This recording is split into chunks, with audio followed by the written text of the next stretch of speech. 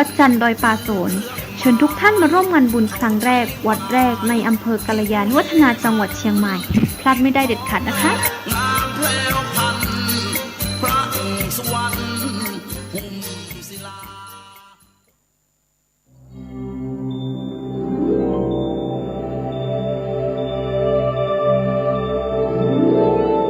สร้างกุศลผลบุญตุนไว้เถิดขอเชิญร่วมงานทำบุญประเพณีส่งน้ำพระเจ้าทันใจและสวดอิติปิโส108 จบประจำปี 2565 ณ วัดปากทางเจริญและวัดเหล่ามนทาทิพย์ตำบลดอยหล่ออำเภอดอยหล่อจังหวัดเชียงใหม่วันที่ 11 เดือนธันวาคม 2565 เวลา 9:39 นาทีขอเชิญร่วมพิธีสืบชะตาแบบล้านนาและส่งน้ำพระเจ้าทันใจณ วัดปากทางเจริญพระสงฆ์29 รูปเวลา 11 นาฬิกาถวายพระตาหารเพลพระสงฆ์เวลา 12 นาฬิกาเชิญผู้มาร่วมงานรับประทานอาหารแบบโรงทานเป็นเสร็จพิธีต่อจากนั้นไปวันที่ 11 เดือนธันวาคม 2565 ขอเชิญร่วมพิธีสวดอิติปิโส108 จบพระสงฆ์300 กว่ารูปประกอบพิธีอัญเชิญองค์พระประธานปางมาลวิชัยหน้าตัก 59 นิ้วขึ้นประดิษฐานแท่นฐานชุกชีศาลาการประเรียนวัดเหล่ามนทาทิพย์ตำบลดอยหล่ออำเภอดอยหล่อจังหวัดเชียงใหม่เริ่มเวลา 18:39 นาทีเป็นต้นไปเวลาตั้งแต่ 12 นาฬิกาจนถึงเวลา 18:39 นาทีขอเชิญร่วมสักการะองค์พระประธานปางมาลวิชัยหน้าตัก 59 นิ้วที่จะอัญเชิญประดิษฐานณศาลาการประเรียนวัดเหล่ามนทาทิพย์ตำบลดอยหล่ออำเภอดอยหล่อจังหวัดเชียงใหม่เวลา 19 นาฬิกาทำบุญถวายสังฆทานแด่พระสงฆ์จำนวน 19 รูปเวลา 19:39 นาทีเริ่มพิธีสวดอิติปิโส108 จบโดยพระสงฆ์300 กว่ารูปประกอบพิธียกองค์พระขึ้นประดิษฐานแท่นชุกชีพระสงฆ์เจริญชัยมงคลคาถาจบเป็นเสร็จพิธีอนุโมทนาสาธุ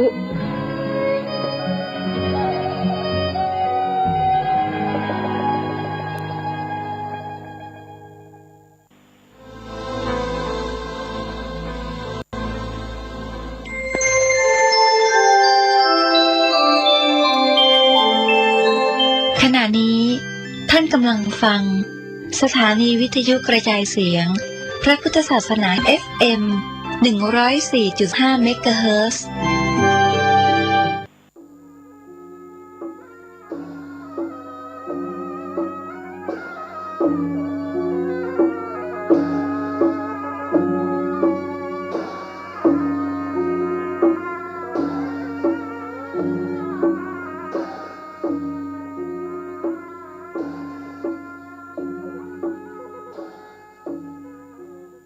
ขอความเจริญในธรรมและความผาสุกทางใจจงได้บังเกิดมีกับท่านสาธุชนคนดี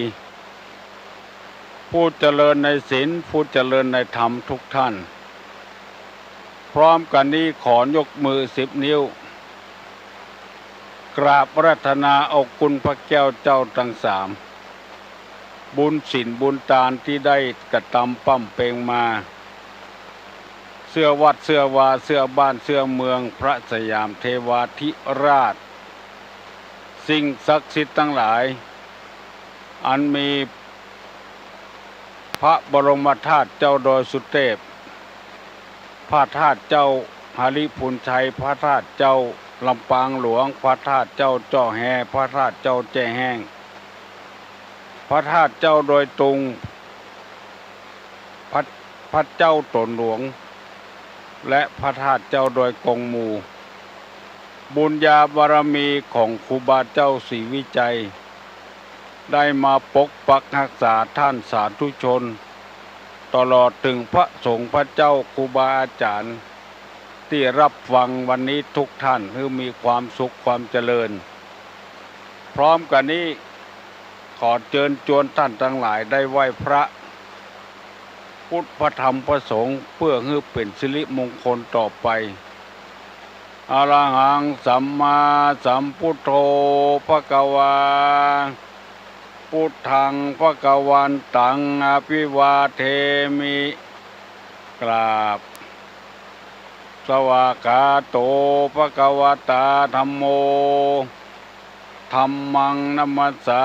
มิกราบสุปฏิปันโนภควโตสาวกสังโฆสังฆังนะมามิกราบนะโมตัสสะภะคะวะโตอะระหะโตสัมมาสัมพุทธัสสะนะโม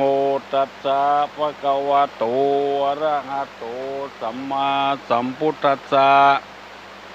นะโมตัสสะภะคะวะโตอะระหะโตสัมมาสัมพุทธัสสะพุทธังสรณังคัจฉามิธัมมังสรณังคัจฉามิสังฆังสรณังคัจฉามิทุติยัมปิพุทธังสรณังคัจฉามิทุติยัมปิธัมมังสรณังคัจฉามิทุติยัมปิสังฆังสรณังคัจฉามิตติยัมปิพุทธังสรณังคัจฉามิ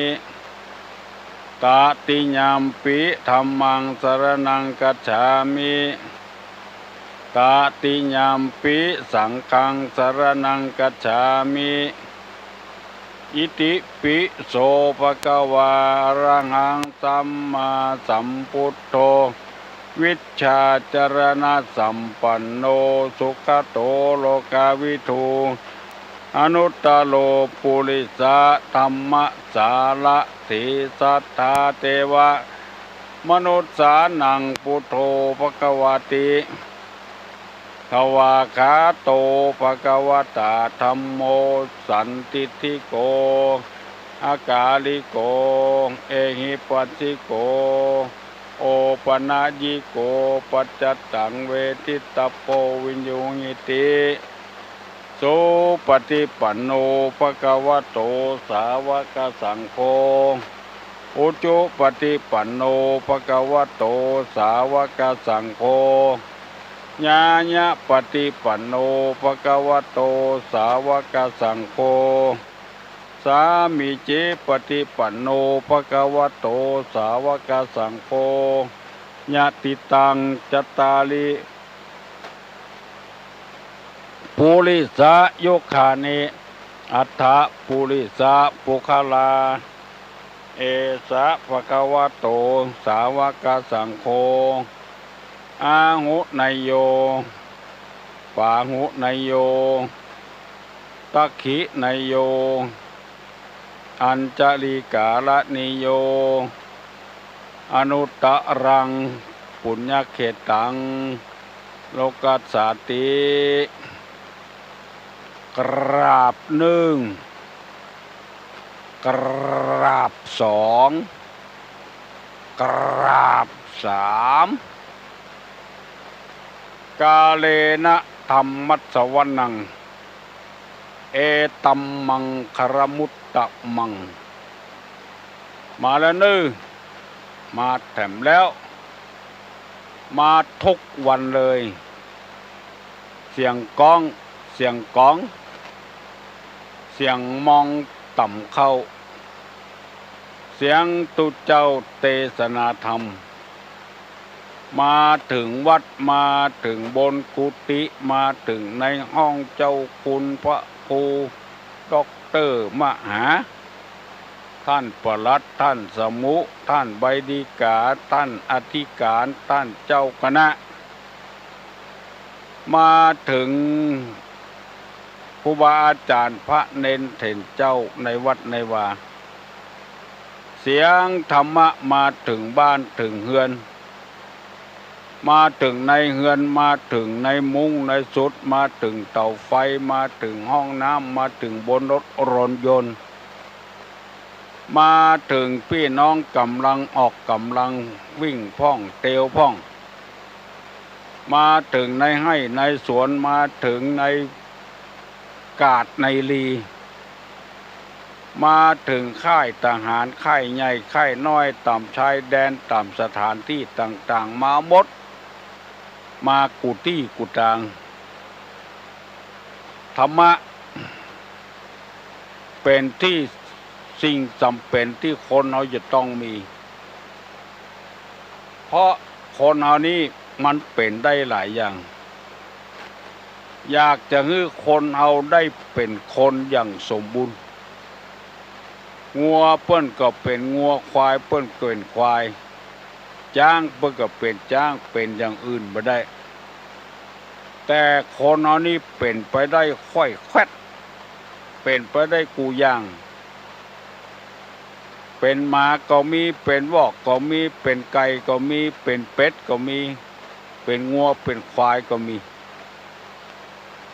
เอาจังได้ยินบ่อยๆว่าแก้ววอกไอ้อย่างมื้อเนี้ยไอ้ควายไอ้อย่างมื้อเนี้ยเพราะว่าคนเอานี้บ่ได้ปฏิบัติธรรม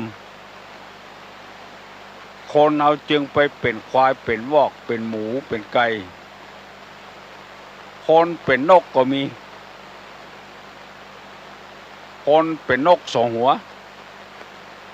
กาบเอากำเหนือไปว่าบ้านใต้เป็นบ้านเหนือยุยงเปิ้นแตกเปิ้นแยกกันนี่คนเป็นนกสองหัวคนเป็นมาก็มีบ่ฮู้จักคุณพ่อคุณแม่บ่ฮู้จักครูบาอาจารย์ลืมบุญคุณเปิ้นหมดบ่ฮู้ว่าไผเป็นไผเพราะฉะนั้นธรรมะออกแม่เจ้าออกทุกวัน FM 96ก็ดี FM 90.75ก็ดีทางมูลนิธิดอยสุเทพอันมีท่านเจ้าคุณเทพวรสิทธาจารย์พยายามเผยแพร่ศีลธรรมออกกระจายให้คือคนเป็นคนบ่ให้คือคนเป็นสิ่งสารสัตว์เอาธรรมะไปใจเอาธรรมะไปปฏิบัติฟังกูเจ้าถึงวันค่ำวิทยุพระพุทธศาสนาวิทยุท้องถิ่นขึ้นพระพุทธศาสนาออกอากาศถึงวันลุกดื้อ6 โมงป่ายแล้วมาเดียวนี่6 โมงมันเจ้าอยู่เมื่อคืนเว้ยเมื่อวันจ้าหน่อยมันก็เลยมืดไปหน่อยแต่จะได้ก็พอจับละลูกขวายกว่านี้ก็บอกใครได้ละเพื่ออาบน้ำอาบน้องแต่งเนื้อแต่งตัวแถมลูกดื้อฟังตุเจ้าเอาธรรมะมาประกาศธรรมะบ่เป็นพิษเป็นภัยกับไผยิ่งฟังเท่าใดยิ่งปฏิบัติเท่าใดดีเท่าอันตุลุงขอขอบคุณกับพี่กับน้องหลายตั้ง20 คนขึ้นไปโทรศัพท์มารับสารภาพโอ้ครอบครัวของข้าเจ้าเขาครอบครัวของกระพงเขาบัดเดียวนี้อยู่อย่างมีความสุขแล้วเนอะเพราะว่าได้ฟังธรรมะจากสถานีวิทยุพระสงฆ์พระเจ้าต่างๆรับฟังตุลุงตัวมีความเข้าใจเป็นอย่างมากเลยอู้กันลงส่งกันปอมีทำร้ายครอบครัวอยู่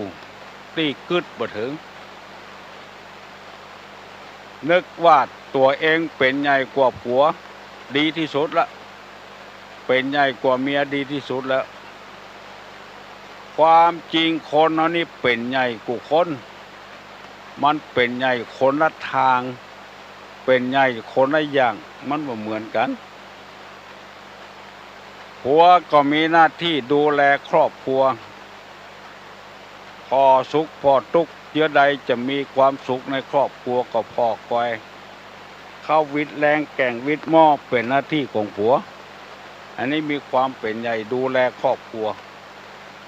เมียก็ดูแลตังอย่างอื่นอย่างไก่ความเจ็บเป็นเย็นอุ่นกาหม้อเข้าต่อไฟนี่ก็เป็นใหญ่ทั้งปุ้น ต่างคนต่างเป็นใหญ่เหมือนกันแต่ว่าทำคนละที่ละต่างจะไปเมาเหล้าเมายาข่มเหงเต่งแป๊ะกันไปเล่นไพ่เล่นไฮโลเสียมาแล้วบ่มีตังออกมาออกกับลูกกับหลานเป็นชีวิตที่บ่มีความสุขบานหวานใจแทนที่จะเป็นสวรรค์กลับเป็นมโนหกไปก็ได้พี่น้องทั้งหลายจะได้นำเอากรรมบเก่ามาเสนอให้ฟังโบราณเปิ้นว่ากินเพื่อได้กินเหมือนเปิ้นอย่าไปกินเหมือนเปิ้นฟังดีๆเนอะกินเพื่อได้กินเหมือนเปิ้นอย่าไปกินเหมือนเปิ้นอันนี้เป็นกรรมเก่าบอกว่าหยังบอกว่ากินบอกว่าใจหยังเปิ้นกินเอาก็ได้กินจะไปกินของแป้งจะไปกินได้ใส่เหยาตึกตองนั่นละฟานมันไปไหนมันก็ล่นมันก็ตึกตองเต่าการตุกยุกมันก็ตึกตองเพื่อได้กินเหมือนกันจะไปกินเหมือนเปิ้น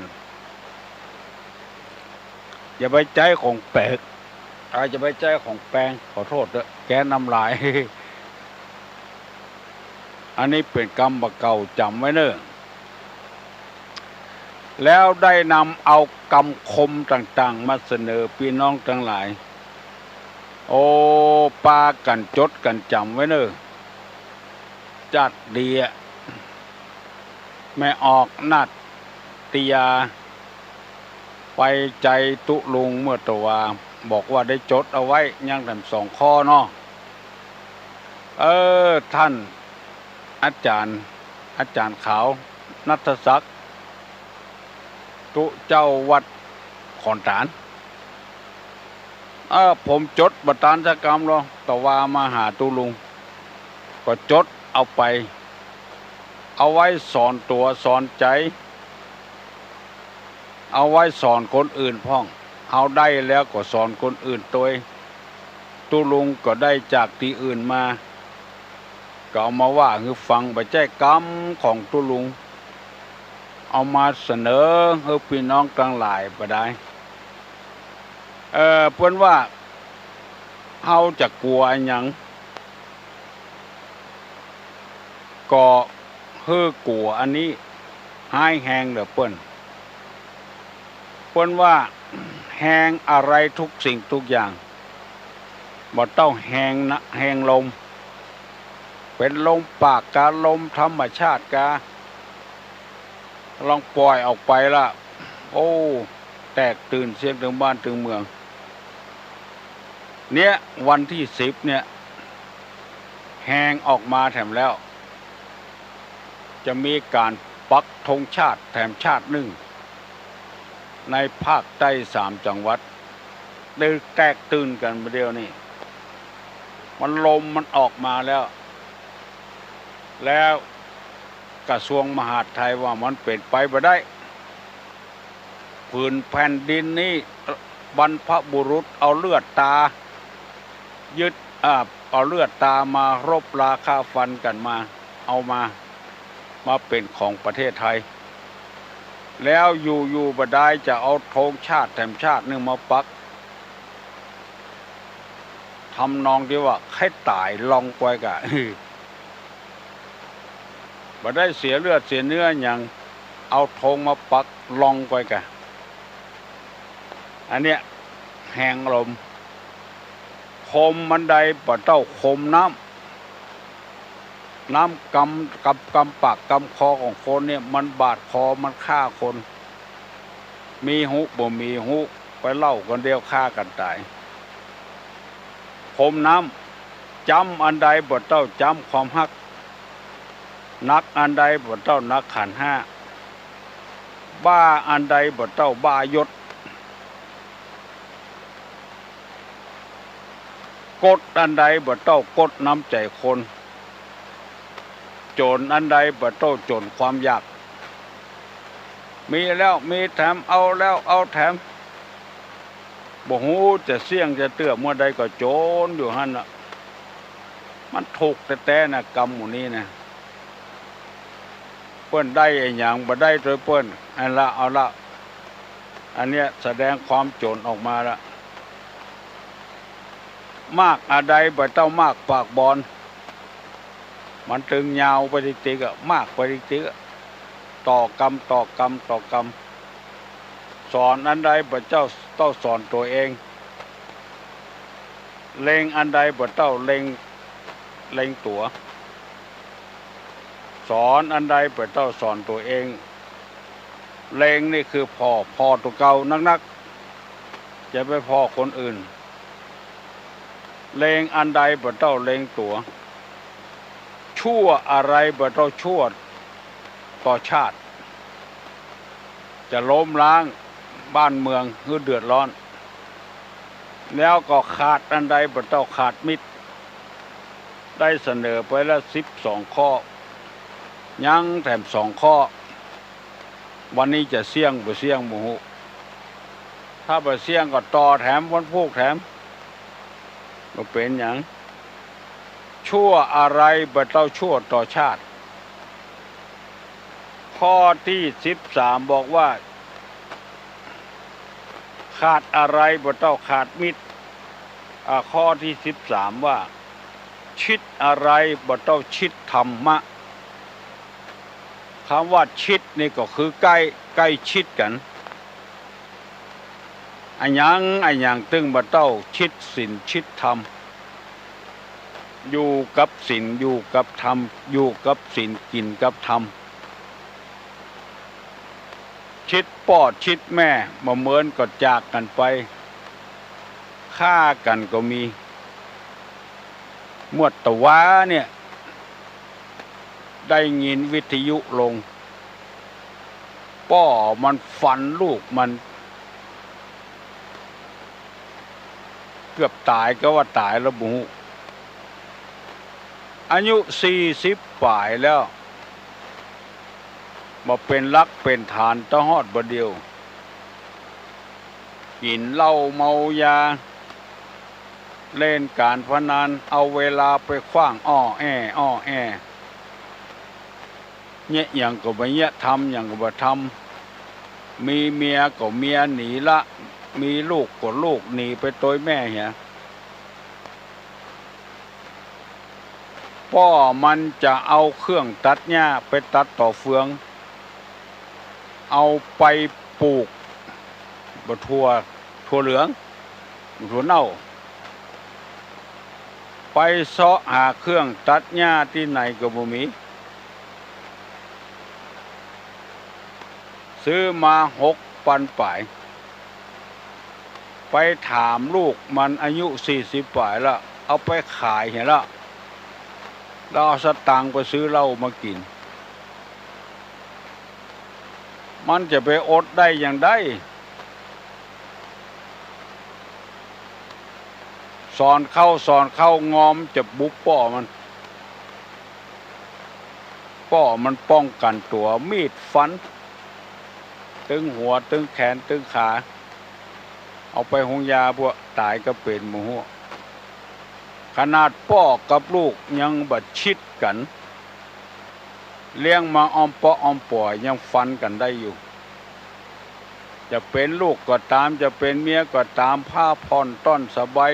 เพชรนินจินดาที่หัวใจยังบ่ใกล้ชิดมันเป็นอันตรายอยู่แต่ใกล้พระพุทธใกล้พระธรรมะเนี่ยเอาธรรมะมาปฏิบัติเนี่ยยิ่งใกล้ต่อใดยิ่งดีต่ออันไปพอที่เปิ้นเลือกคนไปเป็นแก่เป็นแฟนเป็นประธานแม่บ้านก็เป็นกรรมการก็ส่วนมากเปิ้นจะเลือกเอาคนที่ซื่อสัตย์สุจริตเลือกเอาคนที่มีคุณธรรมไว้ใจได้บ่กดในข้อบ่งอในกระดูกคนที่เผลอหน่อยบ่ได้ไว้ใจบ่ได้บ่เอาธรรมมาใกล้ชิดนะเปิ้นบ่ล่ำเลือกเนอะคนหมู่นี้นะมันบ่ได้ทำประโยชน์ให้ไผหันแก่ตัวหันแก่ได้เพราะฉะนั้น จึงค่ายขอเชิญชวนมวลท่านผู้ฟังทั้งหลายพากันเอาศีลเอาธรรมเข้ามาประกอบนักๆบ่ว่าจะเป็นหอเป็นเฮือนเป็นหมู่บ้านเป็นตำบลเป็นอำเภอเป็นวัดก็ตามเถอะขอให้ใกล้ศีลใกล้ธรรมน้อยอย่าไปห่างเหินจากศีลจากธรรมเกินไปห่างเท่าใดก็เดือดร้อนต่ออันที่เราได้ยินข่าวจากวิทยุกาจากหนังสือพิมพ์กาถึงวันนี้ก็เพราะมันห่างจากศีลจากธรรมมันถึงเดือดร้อนมันบ่ใกล้ชิดติดต่อพยายามเอาธรรมะมาปฏิบัติเปิ้นตึงมีคุณสมบัติของภัยของมันที่ตุลุงนำมาเสนอนี่เสนอให้ฟังบ่ได้ว่าจะไปไก่ศีลไก่ธรรมป้อกาพาณิชย์จะไปไก่ศีลไก่ธรรมเจ้าให้เจ้าสวนจะไปไก่ศีลไก่ธรรมข้าราชการบ้านเมืองจะไปไก่ศีลไก่ธรรมอยู่ในศีลอยู่ในธรรมพ่องคืนตะวาวันซืนคืนวันที่5วันสิริมงคลของชาติบ้านเมืองเป็นวันพระราชสมภพของพระเจ้าอยู่หัวเป็นวันที่5มหาราชสถานที่เริงรมย์ต่างๆพ้นปิดหมดบ่ฮือมีการเล่นการร้องการกินเหล้าเมายากันตั้งโต๊ะตั้งอย่างเลี้ยงกันตลอดปีฮือมีเหวันบ่ฟังบางแห่งบางที่ยังเปิดกันอยู่เอาไปมาผลปากกดขึ้นมาแล้วตำรวจยิงตำรวจเพราะว่าบาชิดศีลชิดธรรมใกล้ศีลใกล้ธรรมล้ำไปเอาตัวเป็นใหญ่ว่าดังที่เฮาจะหันกันจิหมาเน่าโป้นฝายจิมาตายโป้นน้ำข้างที่ไหนจิล่องไปติ๊กขาดศีลขาดธรรมบ่ใกล้ศีลใกล้ธรรมขี้เหงื่อหรือขยะเปิ้นก็บ่ต้องการตัวก็บ่ต้องการเอาไปเทต่ำสาธารณะเหี้ยหายยายหยาดเนี่ยไปเลยเพราะคนขาดศีลขาดธรรมพ่อแม่ขาดคุณธรรมลูกขาดคุณธรรมเนี่ยวุ่นวายกันหมดผลที่เกิดมาก็คือความเดือดร้อนความวุ่นวายวัดวาใดถ้าปราศจากคุณธรรมพระสงฆ์พระเจ้าอาวาสก็ดีเจ้าคณะก็ดีบ่ฮื้อความเป็นธรรมกับลูกศิษย์ลูกหาเอาก็ได้อย่างเดียวจะเอาไปยี่อย่างบ่ฮู้มีแล้วมีแถมก็อยู่กันบ่ได้แตกกันวุ่นพอใหญ่หน้ากล้าบานศึกหาลาเพศกันหมดบ่มีตุเจ้าดีลูกศิษย์ดีไว้ใจสักคนเพราะว่าตุเจ้าตุหลวงก็ดีเจ้าคณะก็ดีบ่มีศีลบ่มีธรรมหันแก่ตัวหันแก่ได้อันใดที่ระบายก็ระบายไปพ้องไปกำอำนาจไว้อย่างคนเดียวตุหลวงก็เป็นรักษาการก็เป็นคนเดียวซุกหมวก2 ใบอย่างที่เขาว่ามหาดไทยก็ดีซุกกระทรวงศึกษาก็ดีซุกมันตุกใจเหี่ยบ่ได้เพราะไก่ธรรมะคนมันไม่ใช่แมวควรดีจะกระจายอำนาจ มันไปกว้างปล่อยขวางทั้งนอกทั้งป้างบอกควรดีจะเอาอธรรมเข้ามาประจำจิตประจำใจมันจะได้จ้อยบ้านจ้อยเมืองจ้อยเหลือกันนักๆไม่เป็นก่อเมื่อใดมันก็หน่อยน้อยอย่างนั้นนะตัวน้อยมันแย่งอาหารกันกินเท่าย้ายไปปลูกอย่าเป็นที่มันก็ใหญ่หน้ากล้าบานขึ้นลองบัดเจื้อย้ายกล้วยไปปลูกเถอะอยู่ก่อเดียวกันใหญ่ขึ้นมันหน่อยน้อยปีก็น้อย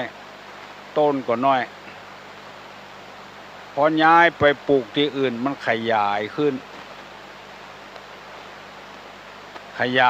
มันก็ใหญ่ออกไปโอ้ขอฝากขอฝังไว้เน้อพี่ป้านาอาลูกเต้าหลานเหลนทั้งหลายเอ้ยบ้านเมืองบัดเดียว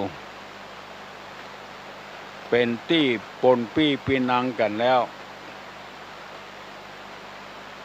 เพราะว่าผู้รักผู้ใหญ่ในบ้านในเมืองเอาอันหยังผีเบาหุมาสอนให้ลูกให้หลานมันก็เลยเดือดร้อนกันละอ่อนอายุ10ปลายมีลูกมีเต้าเป็นผัวเป็นเมียกันมันเกิดจากตังบนเนี่ยบดีมาก่อนวันดีคืนดีเอาเพศสัมพันธ์มาสอนให้ละอ่อนอ่านหนังสือฟังอาจารย์สอนก็เลยให้ทดลองอย่างเขาทดลองระเบิดทดลองบอกไฟเนี่ยมดแทนที่จะเอาวัฒนธรรมศีลธรรมคุณธรรมมาสอนให้ละเอกละอ่อนได้หู้กายคนเฒ่าคนแก่ให้ได้ไว้ได้สามีกิริยามารยาทอ่อนน้อมคบยำเก่งต่อประเทศชาติบ้านเมืองโอ้บ่เอามาสอนไปเอาไอ้อย่างผีเบามาสอนหมู่เนี่ยเพราะว่าคนทั้งบนก็ขาดศีลขาดธรรมบ่ฮู้จริยธรรมประเพณีของคนไทยดีเอาแบบฝรั่งเอาแบบเมืองนอกมาสอนให้คนเนี่ยไปเลยขาดศีลขาดธรรมไปเห็นแล้ววันนี้ถ้าได้อธิบายได้ข้อเดียวเดียวอันนอกขาดอันยังบัดเจ้าขาดมิตรถ้าขาดมิตรแก้วสหายข้ามขาดคนหูจักไปแล้วว่าเวตาเตเมื่อก่อนวันที่5 ธันวาคนต่างประเทศชาวพม่ามาขายแรงงานในบ้านเฮาเอาลูกเอาเต้ามาโดยตายรถจนกำเดียวตายถึง2 คนก่อนขาดมิตรขาดคนรู้จักพอดีเจ้าของบ้านเพิ่นรู้จักกับตุลุงเคยกับตุลุงมาขออนุเคราะห์ให้ก็ให้อู้ก็อู้ลูกก็ตายหลานก็ตายบ่รู้จักไผสักคนบ่รู้จะไปเปิ้งป้าอาศัยไผเปิ้งมาหาวัดทางวัดก็ช่วยจัดการฮือล่องไปสวดฮือเอารถไปใส่ล่องไปฮับเอาศพมาช่วยกูอย่างถ้าบ่มีมิตรแก้วสหายคำแล้วมันแย่แต่เพราะฉะนั้นขอฝากอันนี้ไว้คือพี่น้องทั้งหลายถ้าขาดมิตรแล้วกับมันลุงลังละปากันพยายามมิตรดีๆเนอะมิตรเนประโยชน์มิชักชวนเข้าเรียนหนังสือชักชวนให้หาค้าขายอันมิตรชั่วนั้นจะไปคบกันแล้วคบก็เดือดร้อนขาดอะไรไม่เท่าขาดมิตรชิดอะไรไม่เท่าชิดธรรมะ ใกล้ไปเถอะมันตึงแบบเป็นพิษเป็นภัยกับไผ่ธรรมะนี่ลูกเด้อปอออกแม่ออกพี่น้องทั้งหลายตุลุงจะฮื้อเวลา20 นาทีถ้าไผ่ไข้โทรศัพท์มาสนทนาปราศัยวันนี้กดมาที่0531210058เนอะมาออกที่สถานีวิทยุมูลนิธิบุญญาภรณ์จุดปฏิบัติการวิทยุบุญญาภรณ์121058ใครมีปัญหาอันใดจะให้แก้ไขช่วยกันแก้ไขฮัลโหลไว้สาถามปัญหาอันนี้ปัญหาเลิกเด็กเนอะเปิ้นถามว่าปัญญาปารมี ปัญญาอุปปารมี ปัญญาปรมัตถปารมี คืออธิบายอย่างใดถามเลิกถามเด็กคำว่าปัญญาแปลว่าความรู้ในพระพุทธศาสนาได้บอกแถมว่ารู้สิ่งที่ควรรู้สิ่งที่ควรรู้คือหมายความว่าบ่ใจหูกูยังดังที่เฮาอธิบายไปตะกี้ว่า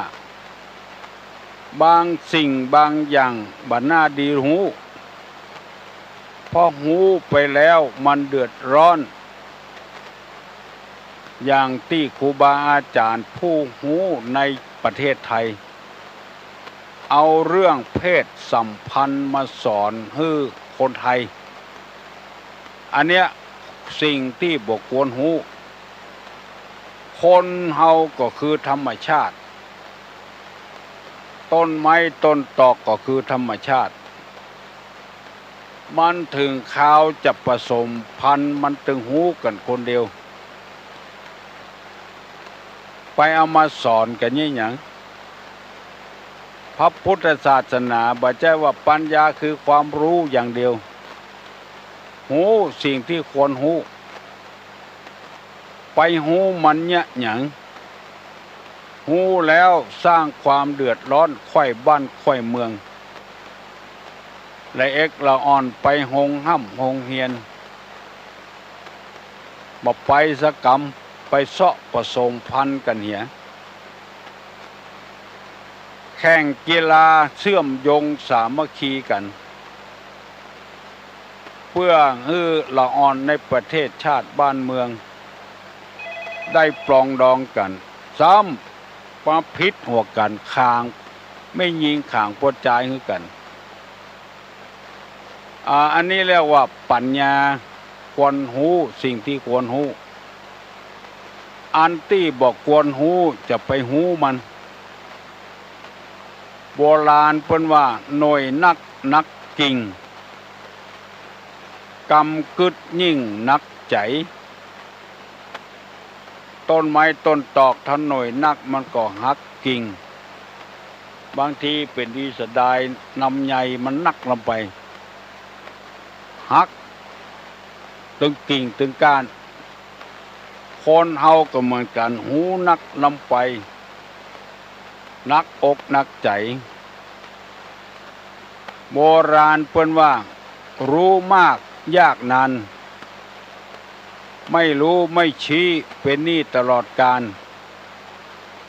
หูพ่องบ่หูพ่องดีกว่าจะไปหูไผประตกประเชียงและมีแถมกรรมหนึ่งว่ารู้อะไรรู้ทั้งหมดเพิ่นว่ารู้อย่างบัดซบไอ้อย่างก็หูประตกประเชียงหูอย่างบัดซบบ่ได้ก่อความเจริญรุ่งเรืองขึ้นปัญญาอุปปารมี มีความรู้เรื่องสังขารรูปเวทนาสัญญาสังขารวิญญาณและก็ปัญญาปรมัตถะปัญญาอันยิ่งยอดคือสิ่งที่บ่เป็นประโยชน์บ่ฮู้บ่ฮื้อฮู้แต่สิ่งที่เป็นประโยชน์อันใดจะทำให้หมดกิเลสหมดตัณหาหมดราคะหมดความกำหนัดหมดความโลภความโกรธความหลงฮื้อฮู้อันนั้นยิ่งยอดฮู้ว่าในโลกของเฮาเนี่ยมันเป็นเจ้าใดพ่องบัดหน้าจะอยู่บัดหน้าจะอาศัยเพราะเต็มไปด้วยความเดือดร้อนความวุ่นวายแก้ปัญหาโดยบัดตันซะเตื้อปัญหาใหม่ปัญหาเก่ายังแก้บ่เสี่ยงเตื้อปัญหาใหม่มาแถมละอันนี้เรียกว่าปรมัตถะฮื้อไก่ออกจากโลกนี้อย่างที่พระพุทธเจ้าทำมาปรมัตถะบ่วุ่นวายกับโลกนี้นักฮื้อตีตัวออกห่างตีใจออกห่างๆบางทีเฮาบ่ฮู้เฮาก็ว่ามันม่วนการเกิดมาเป็นคนเนี่ยม่วนดีที่สุดแล้วความจริงชั้นปรมัตถะนี่เปิ้นว่ามันเต็มไปด้วยความเดือดร้อนวุ่นวายตื่นออกมาก็มีปัญหาละจะรับก็มีปัญหารับอยู่ก็มีปัญหาปรมัตถะนี่เอาตัวออกจากโลกนี้เลยเฮาถึงวันนี้เฮาบ่ฮู้บ่ได้ว่ามันม่วนเหมือนกับนอนอยู่ในอาจมความจริงน้ำเต็มไปด้วยความเหม็นความเน่าประตกประเสียงฮัลโหลเจริญพรถามมา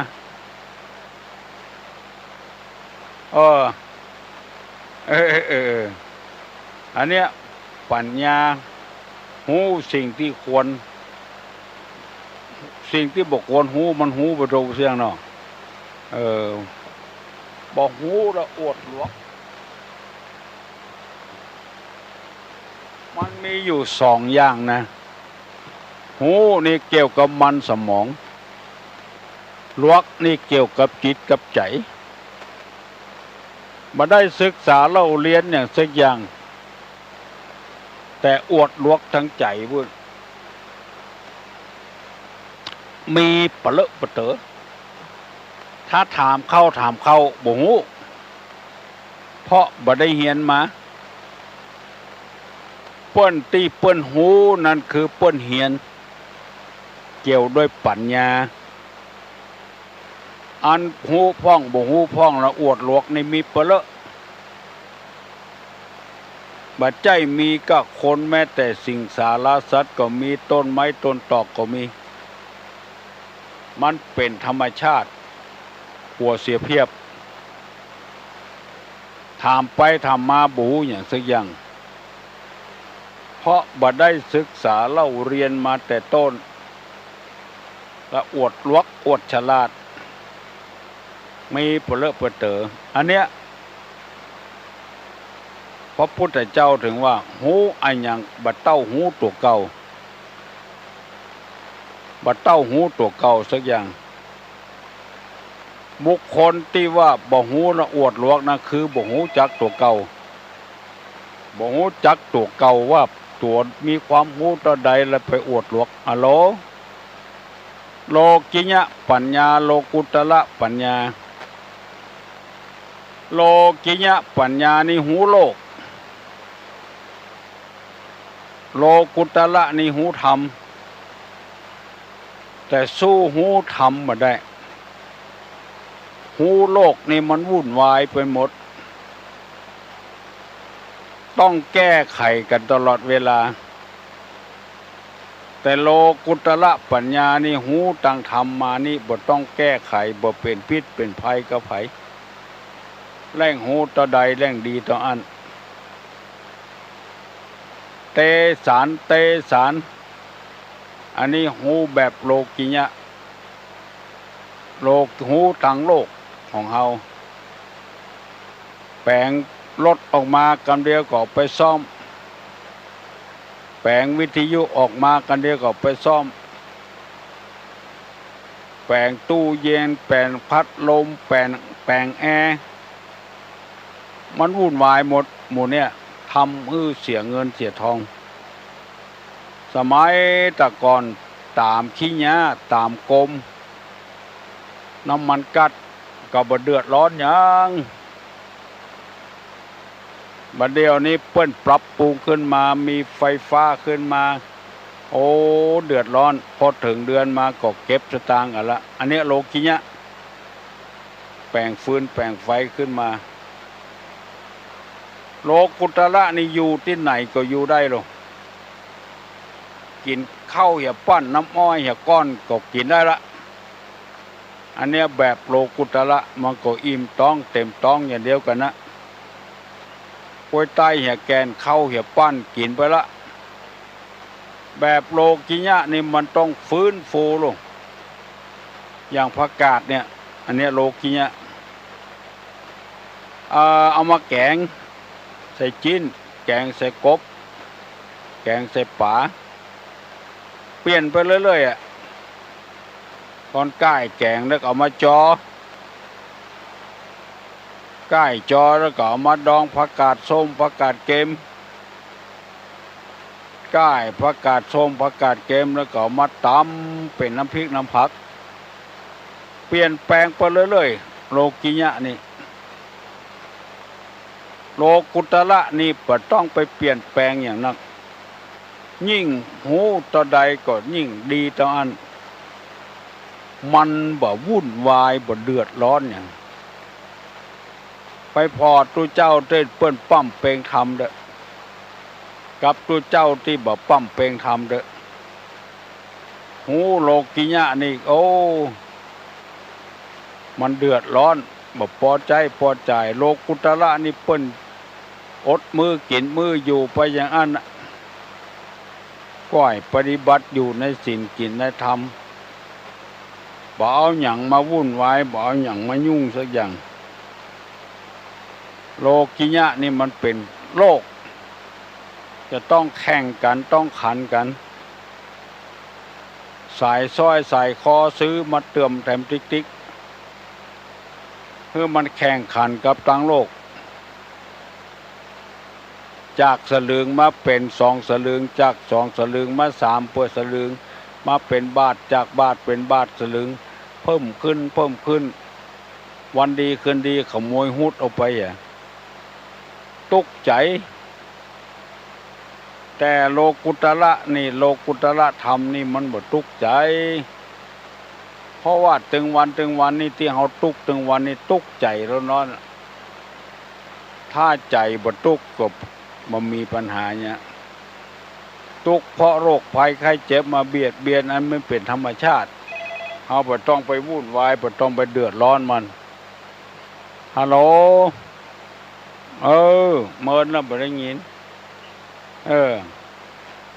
คือเติงตลอดเนาะเจ้า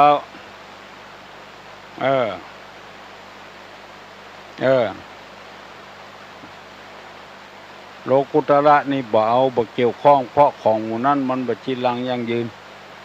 เอาของที่จีรังยั่งยืนอย่างเดียวบ่เอาบ่มุ่งแข่งดีแข่งเด่นอย่างกับไผบ่ให้บ่ฮ้องบ่ไข้หัวบ่หยังซะอย่างโลกุตระนี่นะก็พอให้พอดีมันเนี้ยได้ก็เนี้ยไปนะโอ้บ่วันวิตกมันดีใจเนาะอยากแควนกัน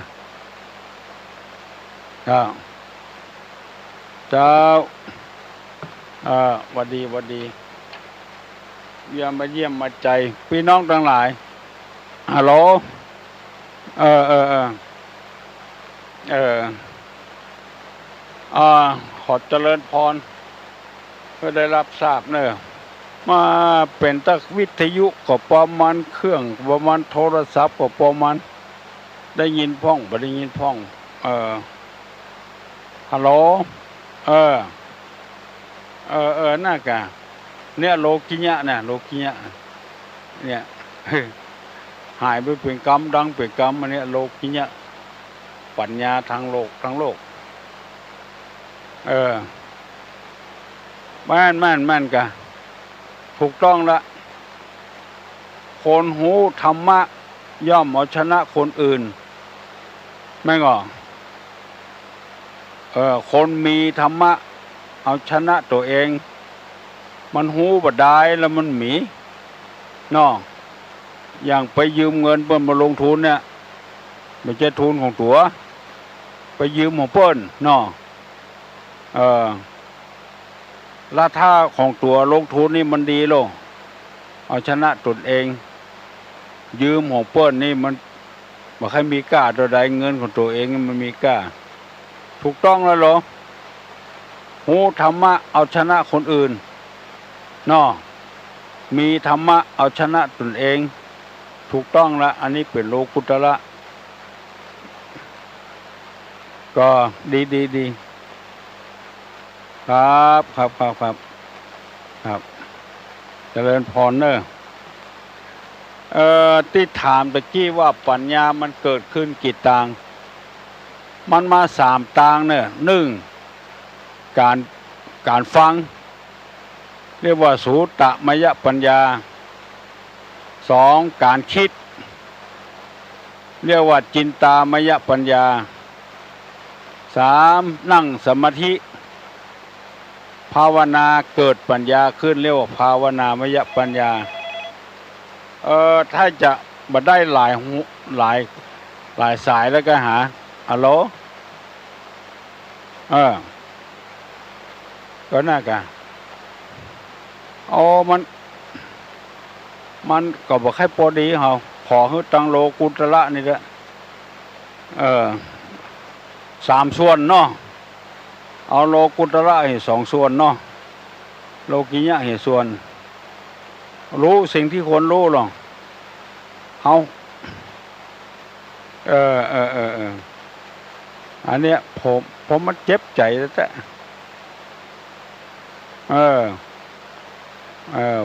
ผู้เยาวชนเสียประตกประเที่ยงไปเอามาสอนนี่หยังเนาะ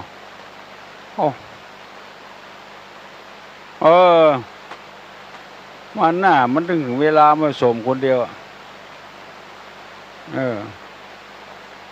ยกเลิกแล้วนะเอาคุณธรรมจริยธรรมเอาประเภทนี้อย่างมาสอนดีกว่าเนาะอันนี้ไปสอนนืดละอ่อนผสมพันธุ์กันอันนี้มันขาดคุณธรรมนะมันมีโลกิยะปัญญานักลงไปลืมโลกุตระเนาะหลวงพ่อได้งัวล่ะงัวปูเนื้อแต่งไปคือล่ะครับเจริญสุขเจริญพรวันนี้เวลาหมดแล้วฮับปอนจะปั่นปอนะอายุวัฏโกธนวัฏโกสิริวัฏโกญัสสะวัฏโกปละวัฏโกวันนะวัฏโกสุขวัฏโกตุสัพพตาทุกขโลกาพญาเวลาโสกาจันตุจุปัตตวาอเนกาอันตรญาปิวินาสันตุจเตจสาวุธาปัจจายโนจัตตาโลธรรมาวัฏันติอายุวันโนสุขังพลัง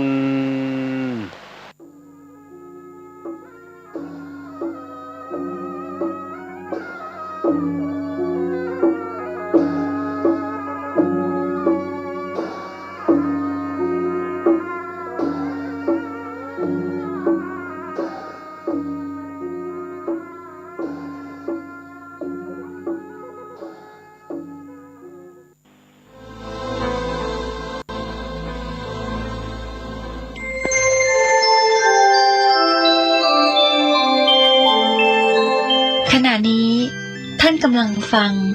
สถานีวิทยุกระจายเสียง FM 104.5 เมกะเฮิรตซ์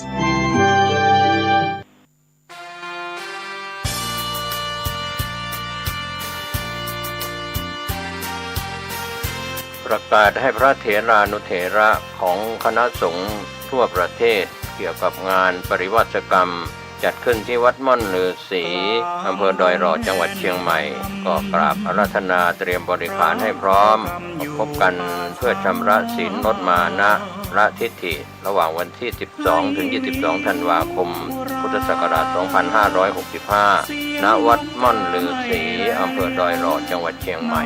เป็นงานปริวาสกรรมของพระคุณเจ้าก็เชิญชวนศรัทธานักศิลนักบุญทั้งหลายได้ไปร่วมเลี้ยง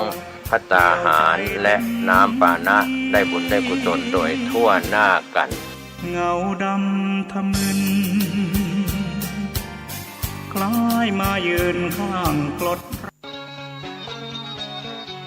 อย่าย่อ10 นิ้วยกปะนมก่อน